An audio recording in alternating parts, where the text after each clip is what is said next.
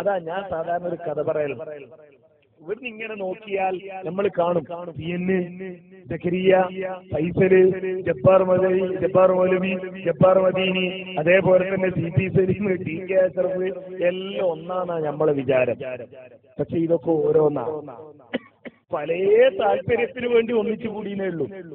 പണ്ട് ഇബ്നു ബത്തൂത്ത കേരളത്തിൽ വന്നപ്പോ കണ്ട ഒരു വലിയ അത്ഭുതത്തെ പറ്റി അയാൾ എഴുതിയത്രേ.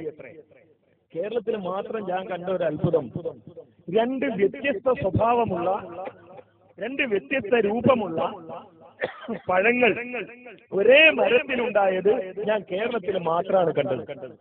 അതാകട്ടെ ഒരു പഴം വലിയ പഴമാണ്, മറ്റേതാകട്ടെ ചെറിയ പഴമാണ്. ഒരു പഴം മരത്തിൽ ഇങ്ങനെ തൂങ്ങി നിൽക്കുമ്പോ അടുത്ത പഴം ഒരു ചെറിയ കണ്ണിയിൽ ഇങ്ങനെ ഉരുണ്ടുരുണ്ട് ഒട്ടിപ്പിടിച്ച രൂപത്തിൽ നിൽക്കുന്നതാണ്. ഇതാ സംഭവം എന്നറിയാം. പ്ലാവിന്റെ മുകളിൽ കുരുമുളക് വള്ളി പടർന്നിട്ട് ചക്ക ഉണ്ടായിട്ടുണ്ട്, കുരുമുളകും ഉണ്ടായിട്ടുണ്ട്.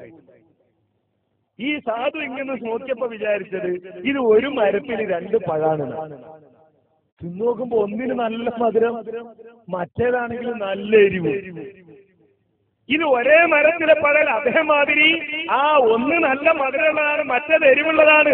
ഒന്ന് വലുതാണ്, മറ്റേത് ചെറുതാണ്. ഇത് ഒറ്റ നോട്ടത്തിൽ ഒന്നായി തോന്നും. ഓരോന്നോരോ വിശ്വാസ.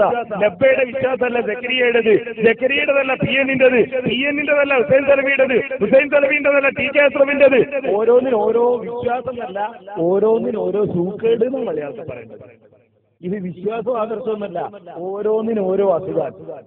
ഒരാൾക്ക് സലഫിനോടുള്ള വെറുപ്പ്, വേറൊരാൾക്ക് AP-നോടുള്ള വിരോധം, വേറൊരാൾക്ക് TP-നോടുള്ള വിരോധം, വേറൊരാൾക്ക് ജമിയത്തുൽ ഉലമയുടെ ഞാന് എന്നെ ദൗറയുടെ കൺവീനറാക്കണമെന്ന് ഞാൻ പല പ്രാവശ്യം ആവശ്യപ്പെട്ടു. എന്നിട്ട്